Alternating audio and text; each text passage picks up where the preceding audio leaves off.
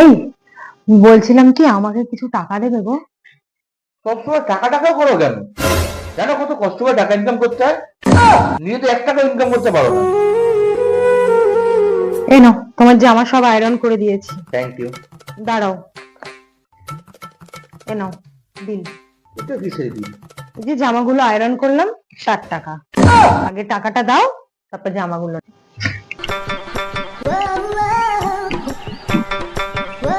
10 minute হয়ে গেছে,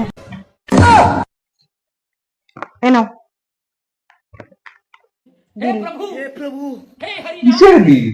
এই যে পা টিপলাম 10 মিনিট ধরে, এটা তার বিল। দাও।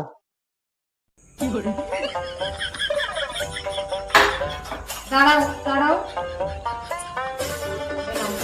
এই বিলটা দেবে, তারপর খাবারটা খাবে। এটা আবার কিসের বিল?